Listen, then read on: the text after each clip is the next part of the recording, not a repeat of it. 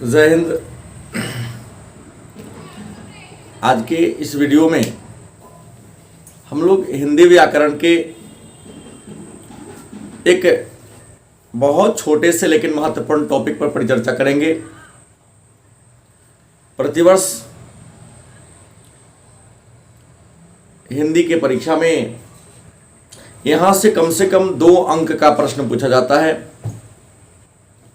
चाहे वह कक्षा 12 की परीक्षा हो, 11 की परीक्षा हो या 10वीं की परीक्षा हो। सभी के लिए यहाँ से 2 अंक का प्रश्न अनिवार्य होता है।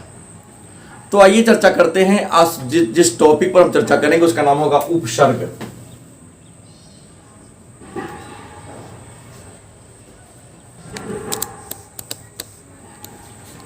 उम्मीद है बहुत सारे बच्चे इसे जानते होंगे, समझते होंगे, याद भी होगा, लेकिन एक बार देखने की जरूरत है कि उपसर्ग क्या है, उपसर्ग किसे कहते हैं और उपसर्ग हैं कितने। तो उपसर्ग देखेंगे 2 शब्दों के मिलने से बना है। उप जोड़ सर्ग, मतलब ये जो उपसर्ग है यह 2 शब्दों के मिलने से बना है, उप जोड़ सर्ग। इसमें उप का मतलब होता है पास, या इसको हम समीप कह ले या इसको निकट कह ले। उपसर्ग का मतलब होता है, उपसर्ग 2 शब्द उप जोड़ सर्ग के मिलने से बना है। इसमें उप का मतलब होता है पास, समीप या निकट।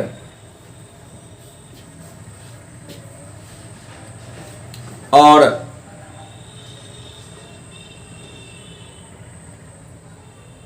सर्ग का मतलब होता है सृष्टि करना।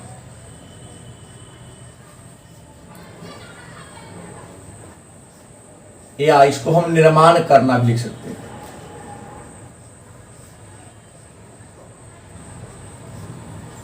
मतलब प्रश्न है कि उपसर्ग क्या है, तो आप लिखेंगे उपसर्ग 2 शब्द उप जोड़ सर्ग के मिलने से बना है। इसमें उप का मतलब होता है पास, समीप या निकट, और सर्ग का मतलब होता है सृष्टि करना या निर्माण करना। मतलब इसका शाब्दिक अर्थ क्या होगा, तो शाब्दिक अर्थ होगा कि पास आकर निर्माण करना, निकट आकर निर्माण करना या समीप आकर निर्माण करना। मतलब अगर परिभाषा लिया जाए तो परिभाषा लिखेंगे कि वह वाक्यांश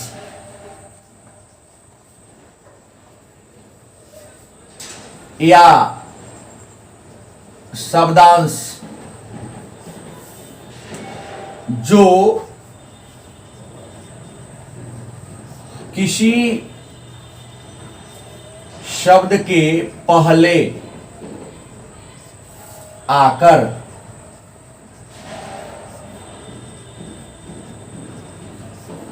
शब्द का अर्थ बदल दे, उपसर्ग कहलाता है।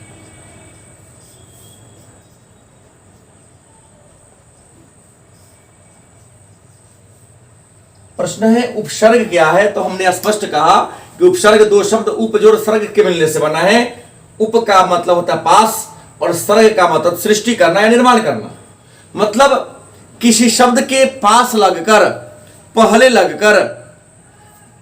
बैठकर एक नया शब्द का निर्माण कर दे, नया शब्द का सृष्टि कर दे, तो उसे हम उपसर्ग के नाम से जानते हैं। ऐसे वह वाक्यांश या शब्दांश जो किसी शब्द के पहले आकर या पहले लगकर शब्द के अर्थ को बदल दे, तो उसे हम क्या कहेंगे, उपसर्ग कहेंगे। जैसे हम यहां पर जैसे ले लें,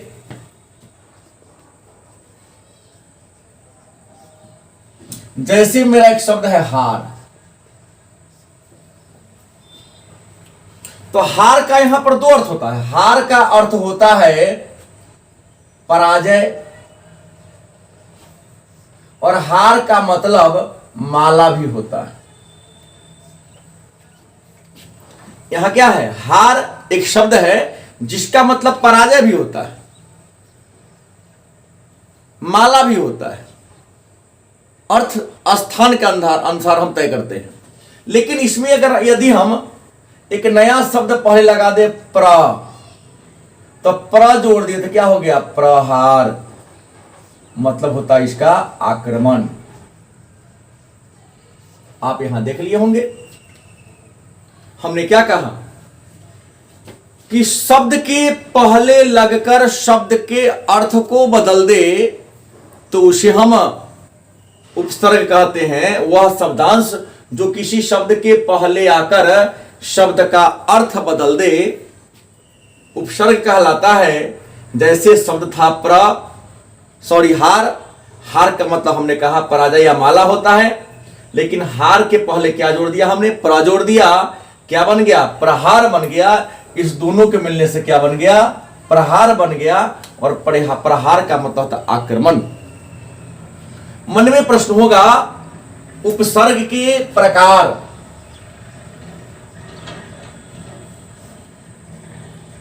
उपसर्ग के प्रकार की बात करते हैं तो अलग अलग, जैसे हिंदी, संस्कृत या उर्दू, इन तीनों में उपसर्ग के अलग अलग प्रकार हैं। जैसे यदि हम संस्कृत की बात करें, यदि हम संस्कृत की बात करें तो संस्कृत में उपसर्ग के 19 प्रकार हैं। हिंदी की बात करें तो हिंदी में उपसर्ग के 10 प्रकार हैं। और उर्दू की बात करें तो उर्दू में उपसर्ग के 12 प्रकार हैं। मतलब उपसर्ग क्या है, इस बात को जान गए। उपसर्ग के प्रकार कितने हैं, तो उपसर्ग के संस्कृत में 19, हिंदी का 10, उर्दू का 12। मतलब कुल मिलाकर यदि तीनों को हम ऐड कर दे तो यहां पर आ जाएगा आपका 41। उपसर्ग के प्रकार कितने हो जाएंगे, तो तीनों मिला के 41 हो जाएंगे। जैसे आप लिख लीजिए, हम कॉमन तीनों का लेके चल रहे हैं। अति, अधि, अति, अधि, अनु, अनु, अप, अभि,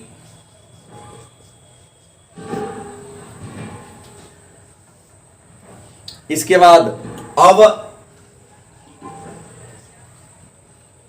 आ, उत,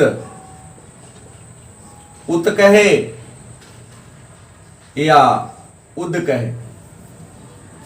इसके अलावा उप,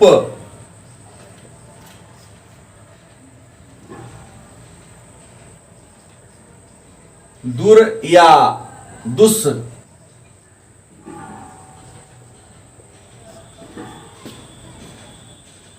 उसके बाद नी के बाद निर, या इसको आप निस भी लिख सकते हैं। उसके बाद परा, परी, परा, परी, प्र,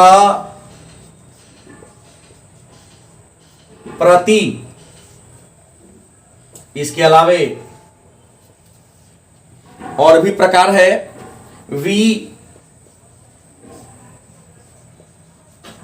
शम, सु, उसके बाद अन,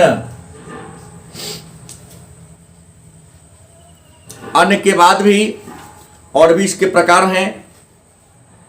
अध,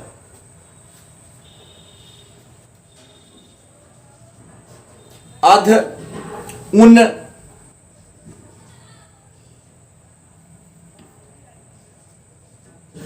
उन, औ, दूनी, औ,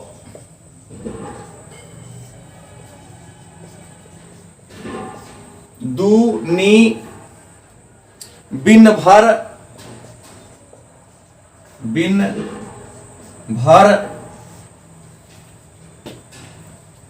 कु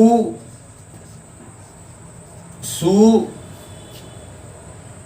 अल कम खुश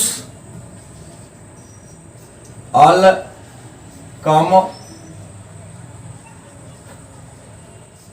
खुश गौर दर ना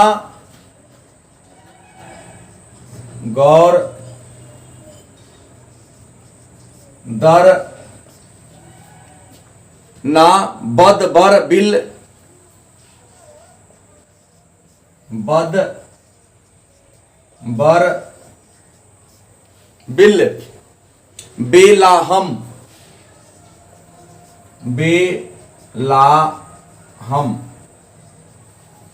तो हमने कहा उपसर्ग क्या है, तो परिभाषा क्या दिया कि उपसर्ग वह शब्दांश है जो किसी शब्द के पहले लगकर शब्द के अर्थ को बदल देता है, उपसर्ग कहलाता है। हमने यहां उदाहरण दिया कि हार एक शब्द था जिसका मतलब पराजय या माला होता है, लेकिन हार में पर जोड़ दिया तो प्रहार बन गया, इसका अर्थ क्या हो गया? आक्रमण। उपसर्ग कौन कौन है? तो उपसर्ग के प्रकार संस्कृत में उपसर्ग के 19 प्रकार हैं, हिंदी में 10 प्रकार हैं, उर्दू में 12 प्रकार हैं। कुल मिला के उपसर्गों की संख्या 41 है जो हमने यहां लिखा। जैसे अति, अधि, अनु, अप, अभि, अव, आ, उत, अप, दुर, नि, निस, परा, परि, प्र, प्रति, वि, शम, सु, अन, अध, उन, औ, दु, नि, बिन, भर, कु, सु, अल, कम, खुश, गौर, दर, ना, बद, बर, बिल, बे, ला, हम। अब इसमें करना क्या है कि इन शब्दों की सहायता से कई बार आपको उपसर्ग पहचानने को कहा जाता है, तो उपसर्ग को पहचानेंगे कैसे? तो यहां पर ध्यान देने की बात है। ध्यान क्या देना है कि यदि आपको कहे कि अति शब्द के प्रयोग से उपसर्ग का निर्माण करना है, तो यहां पर अति से बना देंगे अति काल। अति से क्या होगा? अति काल होगा, अतिरिक्त होगा, अतिशय होगा, अत्याचार होगा। अधि से क्या होगा? अधिकरण होगा, अधिकार होगा। अनु से क्या होगा? अनुशासन होगा, अनुमान होगा। अप से क्या होगा? अपकार होगा, अपशब्द होगा, अपहरण होगा। अभि से क्या होगा? तो अभि से अभिभावक होगा, अभिमान होगा, अभिशाप होगा। अब से क्या होगा? तो अब से यदि हम शब्द का निर्माण करें तो अब से अवगत हो जाएगा, अवज्ञा हो जाएगा, अवरोहण हो जाएगा। उत से क्या होगा? उत्कर्ष हो जाएगा, उद्भव हो जाएगा। अब से अपकार हो जाएगा। दुर से दुराचरण, दुरात्मा। नि से निस्वार्थ, निस्से निर्वास, निराकरण। परा से पराकाष्ठा, पराभव। परि से क्या आप बना सकते हैं? तो परि से परिक्रमा, परिजन, परिमाण। प्र से प्रहार, प्रमाण। प्रति से प्रतिकार, प्रतिकोष। बी से विकास, विज्ञान, विदेश, विधवा, विषाद। सम से संकल्प, संतोष। सु से स्वागत, सुकर्म, सुगम, सुलभ, सुदूर। और अन से अनमोल, अनपढ़। अध से क्या होगा? मतलब आपको यहां पर यह करना है कि इन शब्दों से उपसर्ग का निर्माण करना है, मतलब एक ऐसे शब्द का निर्माण करना है जिसके पहले अति हो। उसी तरह हम यदि बर ले तो बर्खास्त। बिल ले तो यहां बिल से क्या बना सकते हैं? बिल्कुल। बे से तो बेपरवाह, ला से लापरवाह, हम से हम सफर। पहले ही शब्द की मात्रा आनी चाहिए, क्योंकि परिभाषा क्या कहता है कि शब्द से पहले लगकर शब्द के अर्थ को क्या कर दे? बदलते, उसको उपसर्ग कहते हैं। तो ये सारे उपसर्ग हैं और इस आधार पर आप प्रश्नों का चयन कर सकते हैं। तो आज के क्लास में इतना ही। कल हम लोग प्रत्यय क्या है और प्रत्यय से जुड़ी हुई जानकारी को प्राप्त करेंगे। धन्यवाद।